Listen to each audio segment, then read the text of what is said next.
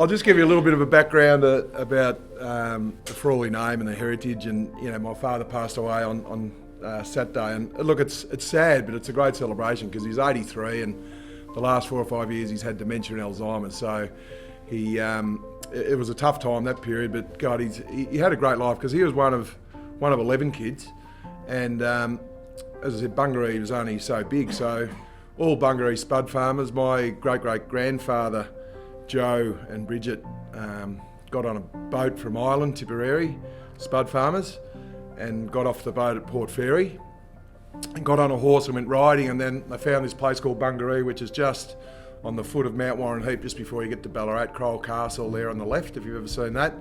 Our farm's all at the foot of that mount, so you can imagine how cold it is in the winter, very windy. I was born into 121st cousins, so all mad Irishmen. I can remember we cremated one of our uncles about 4 years ago.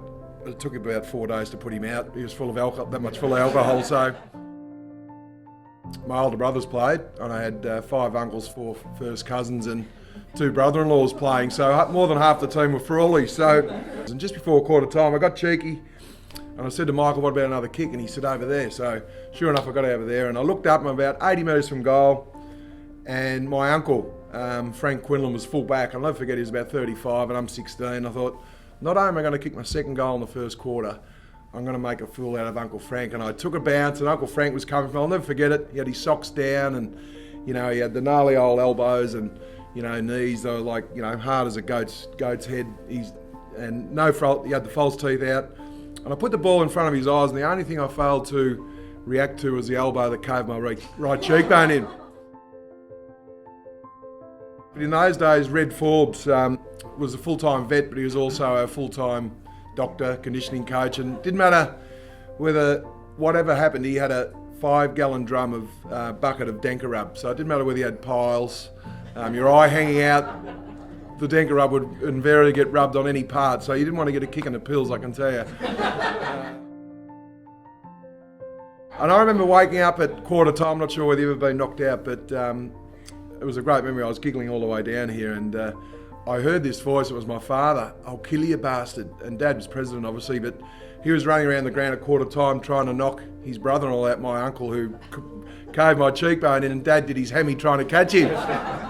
So I don't remember the grand final. It's the only grand final I actually played in, only premiership. But we had a few beers at the Bungaree pub last night, and I looked up there, and here I am, this young, because they all call me young fella. I'm pretty old now, but in those days I was the youngster, and they're great memories. And I thought, gee, if John Northey wants me to do that, I'll do it. Anyway, we won the game by a point, and I had a broken nose and a few stitches on my lip, and my ear was hanging off, and the guy I was playing on wasn't much better. But John Northey gave me one of the best players on the ground and said, look, we wouldn't won the game for young Danny. The guy who's on this particular day was white hot. Anyway, the player I played on that particular day was Gary Ablett Senior. And, I say Gary Ablett because I only knew him as Gary Ablett in those days.